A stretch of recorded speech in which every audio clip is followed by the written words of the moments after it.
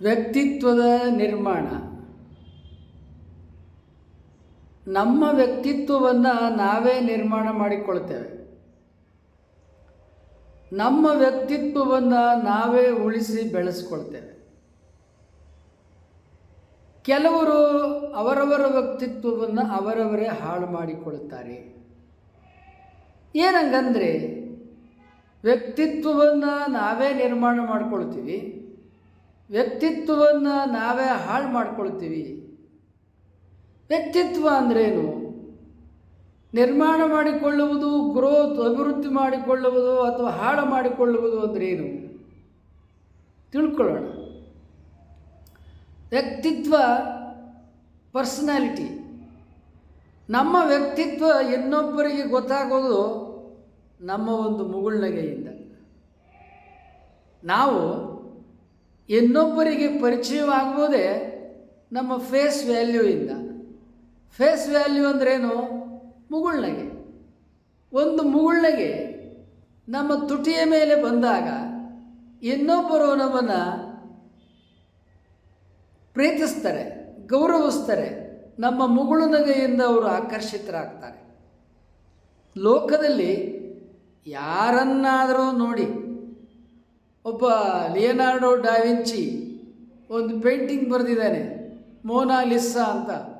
ಏನದು ಜಗದ್ವಿಖ್ಯಾತೆ. ಸ್ಮೈಲಿಂಗ್, ಮುಗುಳ್ನಗೆ, ತುಸು.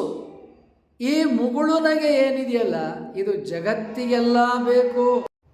ಒಂದು ಮುಗುಳುನಗೆ ಎಲ್ಲರಿಗೆ ಇಷ್ಟ ಆಗುತ್ತೆ. ಈಗ ಮಗು ಅಳುತ್ತದೆ, ನಗುತ್ತದೆ. ಅಳುವ ಮಗುವನ್ನು ನಾವು ಇಷ್ಟಪಡುವುದಿಲ್ಲ.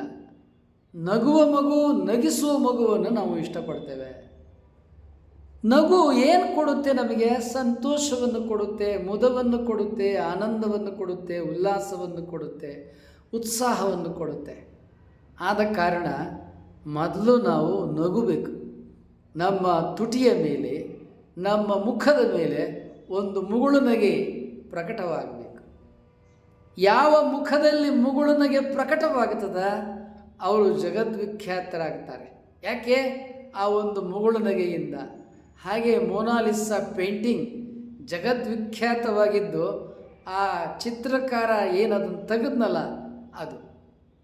ಅಂದ್ರೇನು? ಇಡೀ ಜಗತ್ತಿಗೆ ನಗುವುದು ಬೇಕಾಗಿದೆ, ಸಂತೋಷ ಬೇಕಾಗಿದೆ, ದುಃಖ ಬೇಕಾಗಿಲ್ಲ, ಅಳುವುದು ಬೇಕಾಗಿಲ್ಲ, ಕೋಪ ಬೇಕಾಗಿಲ್ಲ, ನಿರುತ್ಸಾಹ ಬೇಕಾಗಿಲ್ಲ. ಸಬ್ಸ್ಕ್ರೈಬ್ ಮಾಡದೆ ವಿಡಿಯೋ ನೋಡ್ತಾ ಇದ್ದೀರಿ, ಕೂಡಲೇ ಸಬ್ಸ್ಕ್ರೈಬ್ ಬಟನ್ ಒತ್ತಿ. ಅಲ್ಲಿ ಬೆಲ್ ಕಾಣುತ್ತೆ, ಬೆಲ್ ಬಟನನ್ನು ಒತ್ತಿ. ಲೈಕ್ ಕಾಣುತ್ತೆ, ಲೈಕ್ ಬಟನನ್ನು ಒತ್ತಿ. ಶೇರ್ ಕಾಣುತ್ತೆ, ಶೇರ್ ಬಟನನ್ನು ಒತ್ತಿ. ನಿಮ್ಮ ವಾಟ್ಸಪ್ಪಲ್ಲಿ ಒಂದು 10 ಜನಕ್ಕೆ ಈ ವಿಡಿಯೋವನ್ನು ವಾಟ್ಸಪ್ ಮಾಡಿ. ಅದು ನಿಮ್ಮ ಜೀವನದ ಪುಣ್ಯ. ಲೋಕದಲ್ಲಿ ನಗುವವರನ್ನು, ನಗಿಸುವವರನ್ನು ಎಲ್ಲರೂ ಇಷ್ಟಪಡ್ತಾರೆ. ಕವಿ ಸರ್ವಜ್ಞ ಹೇಳ್ತಾನೆ, ವಿದ್ಯೆ ಉಳ್ಳವನ ಮುಖವು ಮುದ್ದು ಬರುವಂತಿಕ್ಕು ಅಂತ. ಅಂದರೆ ಯಾರಿಗೆ ವಿದ್ಯೆ ಜ್ಞಾನ ಇದೆ ಅವರಲ್ಲಿ ಯಾವಾಗಲೂ ಸದಾ ಮುಗುಳುನಗೆ, ಹಸನ್ಮುಖತೆ ಇರ್ತದೆ. ಅಂದ್ರೇನು? ಯಾರು ನಗ್ತಾರೆ ಅವರು ಎಲ್ಲರಿಗೆ ಇಷ್ಟ ಆಗ್ತಾರೆ. ಯಾರು ನಗನಗ್ತಾ ಇರ್ತಾರೆ ಅವರು ಬೇರೆಯವರನ್ನು ಕೂಡ ನಗುವ ಹಾಗೆ ಮಾಡ್ತಾರೆ. ಇದು ನಗುವಿನ ಮಹತ್ವ. ಈ ನಗುವಿನ ಮಹತ್ವದ ಬಗ್ಗೆ ವೈದ್ಯಕೀಯ ಅಧ್ಯಯನಗಳು ಏನು ಹೇಳ್ತವೆ? ಬಹಳ ಸುಂದರವಾದ ವಿಚಾರಗಳನ್ನು ಯೋಗ ಪ್ರಾಕ್ಟಿಕಲ್ಲಾಗಿ ಅನುಭವಕ್ಕೆ ಬರೋ ಮಾಡುತ್ತೆ. ವೈದ್ಯಕೀಯ ಅಧ್ಯಯನಗಳು ಆ ಯೋಗ ಪ್ರಾಕ್ಟಿಕಲ್ಲಾಗಿ ನಮ್ಮ ಜೀವನವನ್ನು ನಗುವಂತೆ ಮಾಡಿದಾಗ ಅದನ್ನು ಅಧ್ಯಯನ ಮಾಡಿದಂತಹ ವೈದ್ಯಕೀಯ ಅಧ್ಯಯನ ಏನಿದೆ, ನಮ್ಮ ಮುಖದಲ್ಲಿ ಒಂದು ಮುಗುಳುನಗೆ ಬಂದಾಗ ನಾವು ಸಹಜವಾಗಿ ನಕ್ಕಂಥ ಕಾಲಕ್ಕೆ ನಮ್ಮ ಮನಸ್ಸಿನಲ್ಲಿ ಏನಾಗ್ತದೆ, ನಮ್ಮ ಶರೀರದಲ್ಲಿ ಏನು ಪರಿಣಾಮಗಳು ಉಂಟಾಗ್ತದೆ ಅದನ್ನು ಒಂದಿಷ್ಟು ತಿಳಿದುಕೊಳ್ಳೋಣ. ನಾವು ನಕ್ಕಂಥ ಕಾಲಕ್ಕೆ, ನಾವು ಮುಗುಳುನಕ್ಕೆ ನಕ್ಕ ಕಾಲಕ್ಕೆ ನಮ್ಮ ಮೆದುಳಿನಲ್ಲಿ ರಾಸಾಯನಿಕ ದ್ರವಗಳ ಉತ್ಪತ್ತಿಯಾಗುತ್ತೆ. ಅವುಗಳನ್ನು ವೈದ್ಯಕೀಯ ಅಧ್ಯಯನ ಎಂಡಾರ್ಫಿನ್, ಡೋಪಮಿನ್, ಸೆರೋಟನಿನ್ ಮೊದಲಾದ 10 ರಾಸಾಯನಿಕ ದ್ರವಗಳು ನಮ್ಮ ಮೆದುಳಿನಲ್ಲಿ ಉತ್ಪತ್ತಿ ಆಗ್ತವೆ. ಒಂದು ಮುಗುಳು ನಗೆ ನಮ್ಮ ಮುಖದಲ್ಲಿ ಸ್ಮೈಲ್ ಬಂದ ಕಾಲಕ್ಕೆ ನಮ್ಮ ಮೆದುಳಿನಲ್ಲಿ ಸೆರೋಟನಿನ್, ಡೋಪಮಿನ್, ಎಂಡಾರ್ಫಿನ್ ಈ 3 ದ್ರವಗಳು ವಿಶೇಷವಾಗಿ ಉತ್ಪಾದನೆ ಆಗ್ತವೆ. ಇವುಗಳನ್ನು ರಾಸಾಯನಿಕಗಳು, ಕೆಮಿಕಲ್ಸ್ ಅಂತ ಕರೆಯಲಾಗುತ್ತೆ. ಇವು ಯಾಕೆ ಉತ್ಪಾದನೆ ಆಗುತ್ತೆ?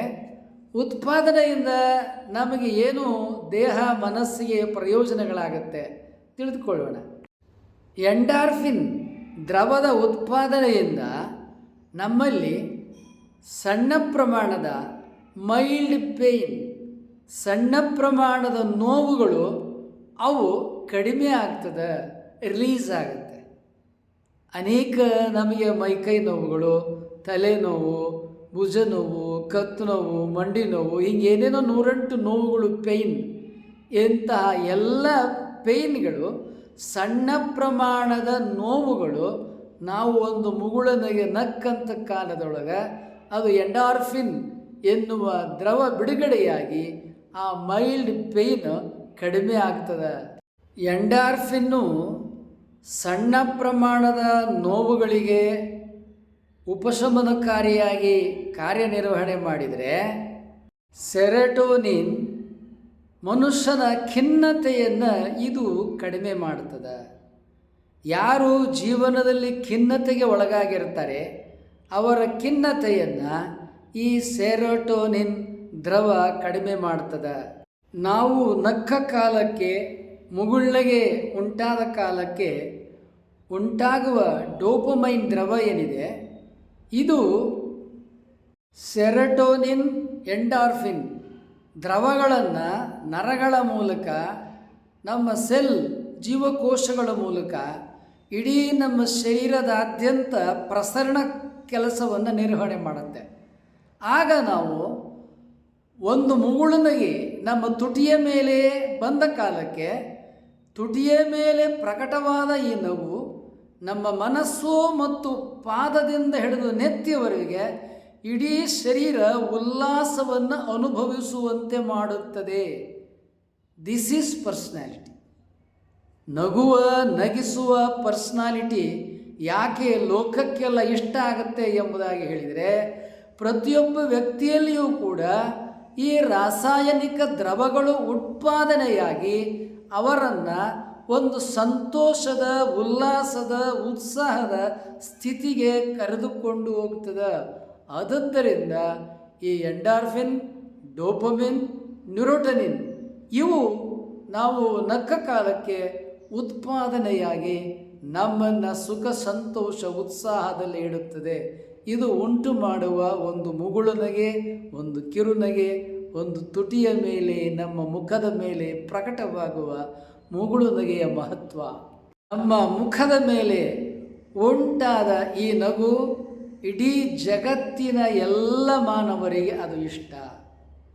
ಇದೇ ಮುಖದ ಮೇಲೆ ಸಿಟ್ಟು ಪ್ರಕಟವಾದರೆ, ಕೋಪ ಪ್ರಕಟವಾದರೆ ಅವನೇನು ಸಿಡಿಯ ಹಂಗೆ ಮೆಣಸಕಾಯಿ ಹುರಿದಂಗೆ ಉರಿತಾನೆ, ಎಲ್ಲರೂ ಅವನನ್ನು ಯಾರೂ ಇಷ್ಟಪಡಲ್ಲ, ಬೆನ್ನು ತಿರುಗಿಸಿ ಅವನಿಂದ ದೂರ ಹೋಗಿಬಿಡ್ತಾರೆ. ಲೋಕಕ್ಕೆ ಕೋಪ, ಸಿಟ್ಟು ಇಷ್ಟ ಇಲ್ಲ. ಲೋಕ ಎಲ್ಲ ಜನರಿಗೆ ಸಂತೋಷ, ಮುಗುಳನಗೆ, ನಗು ಮತ್ತು ನಗಿಸುವುದು ಇಷ್ಟ. This is personality. Good personality ಮತ್ತು ನೆಗೆಟಿವ್ ಪರ್ಸ್ನಾಲಿಟಿ ಅಂದ್ರೇನಪ್ಪ ಅಂದರೆ, ನಾವು ನಗುವುದು, ಇನ್ನೊಬ್ಬರನ್ನು ನಗಿಸುವುದು, ನಗುವ ಮೂಲಕ ನಾವು ಆರೋಗ್ಯವಾಗಿರುವುದು, ಇನ್ನೊಬ್ಬರನ್ನು ಆರೋಗ್ಯವಾಗಿರುವಂತೆ ನೋಡಿಕೊಳ್ಳುವುದು. This is good personality. ಇದು ಶ್ರೇಷ್ಠವಾದ ವ್ಯಕ್ತಿತ್ವ. ಕೋಪ ಅಂಟದ ತಪವು ಅಂತ ಮಹಾತ್ಮರು ಒಂದು ಕಡೆ ಹೇಳ್ತಾರೆ. ವಿಶ್ವಾಮಿತ್ರನಿಗೆ, ದೂರ್ವಾಸ ಮುನಿಗೆ ಭೂಮಿ ಆಕಾಶದಷ್ಟು ಕೋಪ. ಈ ಕೋಪದಿಂದ ಲೋಕದ ಕಣ್ಣಿಗೆ ಅವರೂ ಸಣ್ಣವರಾದರು ಮತ್ತು ಲೋಕದ ಜನರಿಗೂ ಕೆಡುಕನ್ನು ಅವರು ಉಂಟು ಮಾಡಿದರು. ಇದರಿಂದ ಅವರನ್ನು ಯಾರೂ ಇಷ್ಟಪಡುವುದಿಲ್ಲ. ದೂರ್ವಾಸ ಮುನಿಯನ್ನಾಗಲಿ ವಿಶ್ವಾಮಿತ್ರನ ಪಾತ್ರ, ವ್ಯಕ್ತಿತ್ವ, ಪರ್ಸ್ನಾಲಿಟಿಯನ್ನಾಗಲಿ ಯಾರೂ ಇಷ್ಟಪಡುವುದಿಲ್ಲ. ಕೋಪ ಬಂದಾಗ ಮನುಷ್ಯನ ಆರೋಗ್ಯದ ಮೇಲೆ ಏನು ಸಮಸ್ಯೆ ಆಗುತ್ತೆ, ದೇಹದ ಮೇಲೆ ಏನು ಸಮಸ್ಯೆ ಆಗುತ್ತೆ. ಕೋಪ ನಿರಂತರವಾಗಿ ಮನುಷ್ಯನಲ್ಲಿ ಉಂಟಾದಾಗ ಅವನಲ್ಲಿ ವಿವೇಕ ಕಡಿಮೆ ಆಗ್ತದೆ. ಅವನ ನಾಲಿಗೆ ತುಟಿ ಒಣಗ್ತವೆ, ಉಸಿರಾಟ ಹೆಚ್ಚಾಗ್ತದೆ, ಹುಬ್ಬು ಗಂಟಿಗ್ತದೆ, ಮಾತುಗಳು ಸ್ಪಷ್ಟ ಬರುವುದಿಲ್ಲ. ಮತ್ತು ಕೋಪಕ್ಕೆ ಕಾರಣವಾಗಿ ಮನುಷ್ಯ ಕೈ ಕಾಲುಗಳಿಗೆ ಕೆಲಸವನ್ನು ಕೊಟ್ಟು ಮಾತಿನಿಂದ ಕೆಟ್ಟ ಮಾತುಗಳು ಪ್ರಕಟವಾಗ್ತವೆ. ಕೈ ಕಾಲುಗಳಿಂದ ಆಕ್ರಮಣಶೀಲ ನಡವಳಿಕೆ ಬೇರೊಬ್ಬರ ಮೇಲೆ ಮತ್ತು ತನ್ನ ಮೇಲೆಯೂ ಕೂಡ ಪ್ರಕಟವಾಗಬಹುದು. ಆಕ್ರಮಣಶೀಲ ಪ್ರವೃತ್ತಿ ತನ್ನ ಮೇಲೆ ಯಾಕೆ ಆಗ್ತದೆ ಅಂದರೆ, ಎದುರಿಗಿರುವ ವ್ಯಕ್ತಿಗಳ ಮೇಲೆ ಆಕ್ರಮಣ ಮಾಡಲು ಆಗದೇ ಇರುವಾಗ ಆ ಆಕ್ರಮಣಶೀಲತೆಯನ್ನು ತನ್ನ ಮೇಲೆ ತಾನು ಪ್ರಕಟ ಮಾಡಿಕೊಳ್ಳಬಹುದು. ಇದರಿಂದ ಇನ್ನೂ ಅನೇಕ ಅನಾರೋಗ್ಯದ ಸಮಸ್ಯೆಗಳು ಉಂಟಾಗ್ತವೆ. ಇನ್ನೊಬ್ಬರ ಮೇಲೆ ಯಾರು ಆಕ್ರಮಣ ಮಾಡುವ ಶಕ್ತಿಯನ್ನು, ದಾಷ್ಟ್ಯವನ್ನು ಹೊಂದಿರ್ತಾನೆ, ಆತ ಎದುರಿಗಿರುವ ವ್ಯಕ್ತಿಗಳನ್ನು ಅವರ ಪ್ರಾಣಹಾನಿ, ದೈಹಿಕ ಹಾನಿ, ಯಾವ ಹಾನಿಯನ್ನು ಕೂಡ ಉಂಟು ಮಾಡಬಹುದು. ಇತ್ತೀಚೆಗೆ ನಾವು ಸೋಷಿಯಲ್ ಮೀಡಿಯಾಗಳಲ್ಲಿ ಕಾಣ್ತಾ ಇದ್ದೇವೆ. 13 ಜನ ವ್ಯಕ್ತಿಗಳು, ಒಬ್ಬ ನಟ ಮತ್ತು ನಟನ ಸುತ್ತ ಇರುವ 13 ವ್ಯಕ್ತಿಗಳು ಸೇರಿಕೊಂಡು ಒಬ್ಬ ವ್ಯಕ್ತಿಯನ್ನು ಕೊಂದು ಹಾಕಿದ್ದಾರೆ. ಅಮಾನುಷವಾಗಿ, ಅಮಾನವೀಯವಾಗಿ ಇವರುಳೆಲ್ಲ ಆಕ್ರಮಣ ಮಾಡಿ ಅವನನ್ನು ಕೊಂದು ಹಾಕಿದ್ದಾರೆ ಎನ್ನುವ ಸುದ್ದಿ ಪ್ರಕಟ ಆಗ್ತಾ ಇದೆ. ಇದೆಲ್ಲ ಯಾಕೆ ಉಂಟಾಯಿತು? ಆಕ್ರಮಣಶೀಲ ಪ್ರವೃತ್ತಿ, ಕೋಪ ಏನು ಮಾಡ್ತದೆ? ಮೊದಲು ತನ್ನ ವ್ಯಕ್ತಿತ್ವವನ್ನು ನಾಶ ಮಾಡ್ತದೆ. ಕೋಪ ಪ್ರಕಟವಾದಾಗ ಮೊದಲು ಅವನಲ್ಲಿಯೇ ಭಯ ಉಂಟಾಗ್ತದೆ. ಆ ಭಯ ಉಂಟಾದ ಕಾಲಕ್ಕೆ ವ್ಯಕ್ತಿ ದುರ್ಬಲನಾಗಿ ಏನು ಮಾಡ್ತಾನೆ? ಅವನಲ್ಲಿ ತಲೆನೋವು ಉಂಟಾಗ್ತದೆ. ಕೋಪ, ತಲೆನೋವು, ಅಧಿಕ ರಕ್ತದ ಒತ್ತಡ ಇವು ಉಂಟಾಗುವುದರ ಮೂಲಕ ಅವನ ವ್ಯಕ್ತಿತ್ವ ದುರ್ಬಲವಾಗ್ತದೆ, ವಿವೇಕ ಕಡಿಮೆ ಆಗ್ತದೆ. ಆಗ ಮನುಷ್ಯ ಏನು ಮಾಡ್ತಾನೆ? ನನಗೆ ಏನೋ ಬಹಳ ಹಾನಿಯಾಗಿದೆ ಎನ್ನುವ ಭಾವನೆಯನ್ನು ತಾಳ್ತಾನೆ. ಕೋಪ ಇದೆಯಲ್ಲ, ಇದು ಬಹಳ ಪ್ರಬಲವಾದ ಭಾವನೆ. ಈ ಕೋಪದ ಭಾವನೆ ಯಾಕೆ ಪ್ರಕಟವಾಗ್ತದೆ ಅಂತೇಳಿದರೆ, ನನ್ನ ವ್ಯಕ್ತಿತ್ವಕ್ಕೆ ಬಹಳ ಹಾನಿಯಾಗಿದೆ, ನಾನು ದುರ್ಬಲನಾಗಿದ್ದೇನೆ, ನಾನು ದುರ್ಬಲನಲ್ಲ, ನಾನು ಶೌರ್ಯ, ನನ್ನ ಮುಂದೆ ಈ ಆಟ ನಡೆಯಲ್ಲ. ಈ ಪ್ರಚೋದನಕಾರಿ ಭಾವನೆ ಅವನಲ್ಲಿ ಕೋಪದ ಮೂಲಕ ಎದುರಿಗಿರುವ ವ್ಯಕ್ತಿಯ ಮೇಲೆ ಆಕ್ರಮಣಶೀಲ ಪ್ರವೃತ್ತಿಯನ್ನು ಉಂಟು ಮಾಡಿ ಆ ಎದುರಿಗಿರುವ ವ್ಯಕ್ತಿಯನ್ನು ಆತ ಹೊಡೆಯಬಹುದು, ಕೆಟ್ಟ ಮಾತುಗಳನ್ನು ಆಡಬಹುದು, ಸಂಪೂರ್ಣವಾಗಿ ಆ ವ್ಯಕ್ತಿಯನ್ನು ಪ್ರಾಣಹತ್ಯೆಯನ್ನು ಕೂಡ ಮಾಡಬಹುದು. ಇದು ಕೋಪ ವ್ಯಕ್ತಿಯಲ್ಲಿ ಉಂಟು ಮಾಡುವ ಪರಿಣಾಮ. ಹತ್ತಿರ ಇರುವ ವ್ಯಕ್ತಿಗಳ ಮೇಲೆ, ತನಗೆ ಇಷ್ಟ ಅಲ್ಲದವರ ಮೇಲೆ, ತನಗೆ ಕೋಪ ಉಂಟು ಮಾಡಿದವರ ಮೇಲೆ ಈ ಆಕ್ರಮಣಶೀಲ ಪ್ರಭಾವ ಉಂಟಾಗಿ ಆ ಕೋಪ ಉಂಟು ಮಾಡಿದವರ ಪ್ರಾಣಹತ್ಯೆಗೂ ಕೂಡ ಇದು ಕಾರಣವಾಗುತ್ತದೆ. ಅದಕ್ಕಾಗಿಯೇ ಮಹಾತ್ಮರು ಕೋಪ ಅಂಟದ ತಪವು ಅಂತ ಹೇಳ್ತಾರೆ. ಆದ್ದರಿಂದ ನೋಡಿ, ನಗು ನಮಗೂ ಇಷ್ಟ ಆಗ್ತದೆ, ಇನ್ನೊಬ್ರಿಗೂ ಇಷ್ಟ ಆಗ್ತದೆ. ನಮ್ಮಲ್ಲಿಯೂ ಆರೋಗ್ಯದ ದ್ರವವನ್ನು, ಭಾವನೆಗಳನ್ನು ಉಂಟು ಮಾಡಿ ಬೇರೆಯವರಲ್ಲಿಯೂ ಕೂಡ ಇರಬಹುದಾದ ಅನಾರೋಗ್ಯವನ್ನು ದೂರ ಮಾಡ್ತದೆ. ಅದೇ ಕೋಪ ನಿನ್ನ ಆರೋಗ್ಯವನ್ನು ಕೆಡಿಸ್ತದೆ, ಅಧಿಕ ರಕ್ತವನ್ನು ಉಂಟು ಮಾಡುತ್ತೆ, ರಕ್ತದೊತ್ತಡ ಉಂಟು ಮಾಡುತ್ತೆ, ಭಯವನ್ನು ಉಂಟು ಮಾಡುತ್ತದೆ. ಎನ್ನಲ್ಲಿ ಆಕ್ರಮಣಶೀಲತ್ವ ಭಾವನೆಯನ್ನು, ಇದು ಪ್ರಚೋದನೆಯನ್ನು ಕೂಡ ಮಾಡುತ್ತದೆ. ಹೀಗೆ ಕೋಪ ಮತ್ತೆ ಅಧಿಕವಾಗಿ ಪ್ರಕಟವಾಗ್ತದೆ. ಅವರಲ್ಲಿ ಕಾರ್ಡಿಯೋವಾಸ್ಕುಲರ್ ಹೆಲ್ತ್ ಡಿಸೀಸ್ ಉಂಟಾಗ್ತದೆ. ಅದು ಪರ್ಮನೆಂಟಾಗಿ ಶಾಶ್ವತವಾಗಿ ಕಾರ್ಡಿಯೋವಾಸ್ಕುಲರ್ ಹೆಲ್ತ್ ಡಿಸೀಸ್ ಆ ವ್ಯಕ್ತಿಯ ಅಂಗಾಂಗಗಳ ಮೇಲೆ, ಶರೀರದ ಯಾವುದೇ ಸ್ಥಳದ ಮೇಲೆ, ಜೀವಕೋಶದ ಮೇಲೆ, ನರಗಳ ಮೇಲೆ ಅದು ಉಂಟು ಮಾಡುತ್ತದೆ. ಸಂಪೂರ್ಣ ಹಾನಿಯನ್ನು ಶಾಶ್ವತವಾಗಿ ಉಂಟು ಮಾಡುತ್ತದೆ. ಆದ ಕಾರಣ ಕೋಪ, ನಿರಂತರ ಕೋಪ ನಮ್ಮ ಆರೋಗ್ಯವನ್ನು ಸಂಪೂರ್ಣವಾಗಿ ಹಾನಿಗೊಳಿಸ್ತದೆ. ವ್ಯಕ್ತಿಯಲ್ಲಿ ನಿಯಂತ್ರಣ ಇಲ್ಲದ ಕೋಪ ಪ್ರಕಟವಾದಾಗ ಆ ವ್ಯಕ್ತಿಯಲ್ಲಿ ಏನೇನು ದೇಹದ ಮೇಲೆ ಪರಿಣಾಮ ಆಗ್ತದೆ ಎನ್ನುವುದನ್ನು ವೈದ್ಯಕೀಯ ಅಧ್ಯಯನಗಳು ಈ ರೀತಿಯಾಗಿ ತಿಳಿಸುತ್ತವೆ. ನಿಯಂತ್ರಣ ಇಲ್ಲದ ಕೋಪ, ಹೀಟೆಡ್ ಆರ್ಗ್ಯುಮೆಂಟ್ಸ್ ಅಂದ್ರೇನು, ಮತ್ತೆ ಮತ್ತೆ ವಾದ ಪ್ರತಿವಾದಗಳಿಗೆ ಕಾರಣ ಆಗುತ್ತೆ. ನಮ್ಮ ನಾಲಿಗೆಯಿಂದ ಕೆಟ್ಟ ಮಾತುಗಳು ಬರಲಿಕ್ಕೆ ಆಸ್ಪದ ಆಗ್ತದೆ. ಅದು ಅದೇ ರೀತಿಯಾಗಿ ಮುಂದುವರಿದರೆ ದೈಹಿಕವಾಗಿ ಕುಸ್ತಿ, ಗುದ್ದಾಟ, ಫಿಸಿಕಲ್ ಫೈಟಿಂಗ್, ಬೈಯುವುದು, ಹೊಡೆಯುವುದು, ಒದೆಯುವುದು, ತನಗೆ ತಾನು ತೊಂದರೆ ಮಾಡಿಕೊಳ್ಳುವುದು ಅಷ್ಟೇ ಅಲ್ಲ, ಇನ್ನೊಬ್ಬರ ಪ್ರಾಣ ತೆಗೆಯುವಲ್ಲಿಗೂ ಕೂಡ ಹೋಗ್ತದೆ. ಅಷ್ಟೇ ಅಲ್ಲ, ತಲೆನೋವು ಬರ್ತದೆ, ಅಜೀರ್ಣದ ಸಮಸ್ಯೆ ಬರ್ತದೆ, ನಿದ್ರಾಹೀನತೆ, ಆತಂಕ, ಖಿನ್ನತೆ, ಭಯ, ರಕ್ತದ ಒತ್ತಡ, ಚರ್ಮದ ಸಮಸ್ಯೆ, ಹೃದಯಾಘಾತ ಮತ್ತು ಸ್ಟ್ರೋಕ್.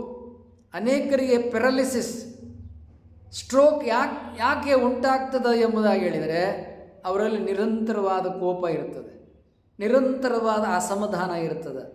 ಅಸಮಾಧಾನ, ಕೋಪ ಈ ಎರಡೂ ಭಾವನೆಗಳನ್ನು ಸಂಪೂರ್ಣವಾಗಿ ಬಿಡುಗಡೆಗೊಳಿಸುವುದು ಧ್ಯಾನ ಮತ್ತು ಯೋಗ. ಧ್ಯಾನದ ಮಹತ್ವ ಎಷ್ಟು ಎಂಬುದಾಗಿ ಹೇಳಿದರೆ ನಮ್ಮಲ್ಲಿ ನಗೆಯನ್ನು ಉಂಟು ಮಾಡ್ತದೆ. ಪರ್ಸನಾಲಿಟಿ, ಗುಡ್ ಪರ್ಸನಾಲಿಟಿ ಅಂದ್ರೇನು? ನಾವು ನಗುವುದು, ಇನ್ನೊಬ್ಬರನ್ನು ನಗಿಸುವುದು. ಬ್ಯಾಡ್ ಪರ್ಸನಾಲಿಟಿ ಅಂದ್ರೇನು? ನಾವು ಕೋಪ ಮಾಡಿಕೊಳ್ಳುವುದು, ಇನ್ನೊಬ್ಬರನ್ನು ಕೋಪ ಭರಿಸುವುದು. ಆದುದರಿಂದ ವೆರಿ ಗುಡ್ ಪರ್ಸನಾಲಿಟಿ ನಗೋದು. ಮುಖದ ಮೇಲೆ ಒಂದು ಕಿರುನಗೆ, ಒಂದು ಮುಗುಳು ನಗೆ ನಮ್ಮ ಜೀವನವನ್ನು ಆನಂದ ಸಂತೋಷಮಯಗೊಳಿಸುತ್ತದೆ, ಇನ್ನೊಬ್ಬರ ಜೀವನವನ್ನು ಆನಂದಮಯ ಸಂತೋಷಗೊಳಿಸುತ್ತದೆ. ಯಾಕೆ ಲಿಯನಾರ್ಡೋ ಡಾವಿಂಚಿ ಗ್ರಾಫಿಕ್ಸ್ ಚಿತ್ರ ತೆಗೆದಂತಹ ಮೊನಾಲಿಸಾ ನಗೆ ಜಗತ್ತಿನಾದ್ಯಂತ ಆಪ್ಯಾಯಮಾನವಾಗಿದೆ? ಯಾಕಪ್ಪ ಎಂಬುದಾಗಿ ಹೇಳಿದರೆ ಆ ನಗು ನಮ್ಮಲ್ಲಿಯೂ ನಗು, ಸಂತೋಷ, ಮುದ, ನಲಿವು, ಉತ್ಸಾಹವನ್ನು ಉಂಟು ಮಾಡುತ್ತದೆ. ಆದ ಕಾರಣ ನಾವು ನಗಬೇಕು. ಇದು ಗುಡ್ ಪರ್ಸನಾಲಿಟಿ. ಸಿಟ್ಟು ಮಾಡಿಕೊಳ್ಳಬಾರದು. ನಮಗೂ ಆರೋಗ್ಯ ಕೆಡ್ತದೆ, ಇನ್ನೊಬ್ಬರಿಗೂ ಆರೋಗ್ಯ ಕೆಡ್ತದೆ. ಈ ಸಿಟ್ಟು ಅಧಿಕವಾದಾಗ ಇನ್ನೊಬ್ಬರಿಗೆ ತೊಂದರೆ ಮಾಡುವ, ತೆಗಳುವ, ನಿಂದಿಸುವ, ಬೈಯುವ, ಹೊಡೆಯುವ, ಪ್ರಾಣ ತೆಗೆಯುವ ಹಂತಕ್ಕೂ ಕೂಡ ಹೋಗ್ತದೆ. ಆದ ಕಾರಣ ದಟ್ ಈಸ್ ಬ್ಯಾಡ್ ಪರ್ಸನಾಲಿಟಿ. ಕೋಪ ಇದೆಯಲ್ಲ ಅದು ಕೆಟ್ಟ ವ್ಯಕ್ತಿತ್ವ. ನಗುವುದಿದೆಯಲ್ಲ ಅದು ಗುಡ್ ಪರ್ಸನಾಲಿಟಿ, ಒಳ್ಳೆಯ ವ್ಯಕ್ತಿತ್ವ. ಅದರ ಬಗ್ಗೆ ಒಂದು ವಚನವನ್ನು ದಾಸ್ಯಮಯ್ಯನವರು, ಅಲ್ಲಮ ಪ್ರಭುದೇವರು ಬರೀತಾರೆ. ಕಡೆಗೀಲಿಲ್ಲದ ಬಂಡಿ ಹೊಡೆಗೆಡುವುದ ಮಾಬುದೇ, ಕಡೆಗೀಲು ಬಂಡಿಗಾಧಾರ, ಕಡುದರ್ಪವೇರಿದ ಒಡಲೆಂಬ ಬಂಡಿಗೆ ಮೃಡಶರಣರ ನುಡಿಗಡಣವೇ ಕಡೆಗೀಲು ಕಾಣ ರಾಮನಾಥ. ಕಾಲುಗಳೆರಡು ಗಾಲಿ ಕಂಡಯ್ಯ, ದೇಹವೆಂಬುದೊಂದು ತುಂಬಿದ ಬಂಡಿ ಕಂಡಯ್ಯ, ಬಂಡಿಯ ಹೊಡೆವವರು ಐವರು ಮಾನಿಸರು, ಒಬ್ಬರಿಗೊಬ್ಬರು ಸಮವಿಲ್ಲಯ್ಯ, ಅದರಿಚ್ಛೆಯ ನರಿದು ಹೊಡೆಯದಿದ್ದರೆ ಅದರಚ್ಚು ಮುರಿಯಿತ್ತು ಗುಹೇಶ್ವರ. ಈ ಎರಡೂ ವಚನಗಳಲ್ಲಿ ದಾಸಿಮಯ್ಯನವರು, ಅಲ್ಲಮ ಪ್ರಭುದೇವರು ಒಂದು ಕೆಟ್ಟ ವ್ಯಕ್ತಿತ್ವದ ಪರ್ಸ್ನಾಲಿಟಿಯನ್ನು ಉದಾಹರಣೆಯಾಗಿ ಒಂದು ಬಂಡಿಗೆ ಹೋಲಿಕೆ ಕೊಟ್ಟು ಹೇಳ್ತಾ ಇದ್ದಾರೆ. ಒಂದು ಬಂಡಿಯ ಚಕ್ರಕ್ಕೆ ಆ ಕಡೆ ಈ ಕಡೆ ಏನು ಮಾಡ್ತಾರೆ, ಕಡಗಿಲು ಕಡಾಣಿ ಹಾಕಿರ್ತಾರೆ. ಇವಾಗ ಕಾರು, ಲಾರಿ ಇತ್ಯಾದಿ ಏನೇನೋ ವಾಹನಗಳಿದಾವಲ್ಲ, 4 ವೀಲರ್ಸು 8 ವೀಲರ್ಸ್, ಅವಕ್ಕೆಲ್ಲ ಬೋಲ್ಟ್ ಹಾಕಿ ಆ ಚಕ್ರ ಹೊರಗೆ ಬರದಂಗೆ ಶಾಶ್ವತವಾಗಿ ಫಿಟ್ ಮಾಡಿರ್ತಾರೆ. ಅಂದ್ರೇನು, ಒಬ್ಬ ವ್ಯಕ್ತಿಗೆ ಮದ, ದುರಹಂಕಾರ ಬಂದಾಗ ಅವನು ಹಾಳಾಗ್ತಾನ, ಇನ್ನೊಬ್ಬರನ್ನು ಹಾಳು ಮಾಡ್ತಾನ. ಯಾರಿಗೆ ಮದಗಳು 8 ಮದಗಳಿರ್ತಾವೆ, ಧನಮದ, ರೂಪಮದ, ಯೌವನಮದ, ವಿದ್ಯಾಮದ, ಕುಲಮದ, ಅಧಿಕಾರಮದ, ರಾಜ್ಯಮದ, ಇಂಥ ಸ್ತ್ರೀಮದ ಎಂಥ ಅನೇಕ ಮದಗಳಿರ್ತಾವೆ. ಈ ಮದಗಳಿದ್ದಾಗ ಮನುಷ್ಯ ಏನು ಮಾಡ್ತಾನ? ಸಿಟ್ಟನ್ನು ಪ್ರಕಟ ಮಾಡ್ತಾನೆ, ತಾನೂ ನಾಶ ಆಗ್ತಾನೆ, ಇನ್ನೊಬ್ಬರನ್ನು ನಾಶ ಮಾಡುತ್ತಾನೆ. ಹಣ ಇದು ಒಂದು ಮದ, ಯೌವನ ಇದು ಒಂದು ಮದ, ಕೀರ್ತಿ ಇದು ಒಂದು ಮದ. ನನ್ನನ್ನು ಯಾರೂ ಏನು ಮಾಡಬಲ್ಲರು, ಏನನ್ನು ಬೇಕಾದರೂ ಮಾಡಿ ಜಯಿಸಿಕೊಳ್ತೀನಿ ಅನ್ನುವ ಕೆಟ್ಟ ವ್ಯಕ್ತಿತ್ವ, ಕೆಟ್ಟ ಭಾವನೆಗಳು, ಇದು ಕೆಟ್ಟ ಕೋಪಕ್ಕೆ ಇವು ಕಾರಣ. ಎಂಥ ಕೆಟ್ಟ ಕೋಪಕ್ಕೆ ಕಾರಣವಾದಾಗ ವ್ಯಕ್ತಿ ಏನು ಮಾಡ್ತಾನೆ? ಇನ್ನೊಬ್ಬರನ್ನು ಹಿಂದೆ ಮುಂದೆ ನೋಡದೆ ಕೊಲೆ ಮಾಡ್ತಾನೆ. ಯಾರಾದರೂ ನಿನ್ನನ್ನು ನಿಂದಿಸಿದರೆ, ಟೀಕಿಸಿದರೆ, ಪ್ರಚೋದನೆಗೊಳಿಸಿದರೆ ವಿವೇಕವನ್ನು ಕಳೆದುಕೊಂಡು ಆ ಮಾಡಿದಂಥವರು ಪ್ರಾಣವನ್ನೇ ತೆಗೆದು ಬಿಡ್ತಾನೆ. ಇದು ಕೋಪದ ಪರಿಣಾಮ. ಅದಕ್ಕಾಗಿಯೇ ದಾಸಿಮಯ್ಯನವರು ಮತ್ತು ಅಲ್ಲಮಪ್ರಭುದೇವರು ಹೇಳ್ತಾರೆ, ಅದರ ರಚ್ಚು ಮುರಿಯಿತ್ತು, ಕಡೆಗೀಲು ಬಂಡಿಗೆ ಆಧಾರ. ಈ ದರ್ಪ ಇರ್ತಕ್ಕಂಥ ಈ ಬಂಡಿಗೆ ಮಹಾತ್ಮರು, ಗುರುಗಳು, ಹಿರಿಯರು ಎಂಥವರ ಕಡೆಗೀಲನ್ನು ನಮ್ಮ ಕಿವಿಗಳಿಗೆ, ನಮ್ಮ ಮನಸ್ಸಿಗೆ ಹಾಕ್ಕೊಂಡ್ರೆ ನಮ್ಮ ಜೀವನದಲ್ಲಿ ಕೆಟ್ಟ ಘೋರವಾದ ಪರಿಣಾಮಗಳು, ಅಂತಹ ಸಂದರ್ಭಗಳು ಬರುವುದಿಲ್ಲ. ನೆಗೆಟಿವ್ ವ್ಯಕ್ತಿತ್ವ ಇರ್ತಕ್ಕಂಥವ್ರು ಮೊದಲು ಮಾಡಬೇಕಾದ್ದೇನಪ್ಪ ಅಂತೇಳಿದರೆ, ಮಹಾತ್ಮರ, ಗುರುಗಳ, ಯೋಗ್ಯರ, ಹಿರಿಯರ ಸಹವಾಸಕ್ಕೆ ಹೋಗಿ ತಾವು ವಿನೀತನಾಗಿ, ವಿನಯವಾಗಿ ಅವರಿಂದ ಜ್ಞಾನವನ್ನು ಪಡೆದುಕೊಂಡರೆ ಅವರ ಕೆಟ್ಟ ವ್ಯಕ್ತಿತ್ವ, ಕೋಪ ದೂರವಾಗಿ ಪಾಸಿಟಿವ್ ಪರ್ಸ್ನಾಲಿಟಿ, ಒಳ್ಳೆಯ ವ್ಯಕ್ತಿತ್ವ, ಒಳ್ಳೆಯ ನಡವಳಿಕೆ ಬಂದು ಅವರು ಲೋಕಪ್ರೀತಿಯನ್ನು ಪಡೆದುಕೊಳ್ತಾರೆ. ಇಲ್ಲದೆ ಹೋದರೆ ಅದುವರೆಗೆ ತಾವು ಗಳಿಸಿಕೊಂಡಿರುವ ಎಲ್ಲ ಕೀರ್ತಿ ಗೌರವಗಳನ್ನು ಸರ್ವನಾಶ ಮಾಡಿಕೊಳ್ತಾರೆ. ತಮ್ಮ ವ್ಯಕ್ತಿತ್ವವನ್ನು ಸರ್ವನಾಶ ಮಾಡುವುದು ಯಾವುದಪ್ಪ ಎಂಬುದಾಗಿ ಹೇಳಿದರೆ ಅದು ಕೋಪ, ಅದು ಕೆಟ್ಟ ವ್ಯಕ್ತಿತ್ವ, ಅದು ನೆಗೆಟಿವ್ ಪರ್ಸ್ನಾಲಿಟಿ. ಯಾರು ಇದುವರೆಗೆ ಸಬ್ಸ್ಕ್ರೈಬ್ ಮಾಡದೆ ವಿಡಿಯೋ ನೋಡ್ತಾ ಇದ್ದೀರಿ, ಕೂಡಲೇ ಸಬ್ಸ್ಕ್ರೈಬ್ ಮಾಡಿ. ಅಲ್ಲಿ ಬೆಲ್ ಬಟನ್ ಕಾಣುತ್ತೆ, ಬೆಲ್ ಬಟನನ್ನು ಒತ್ತಿ.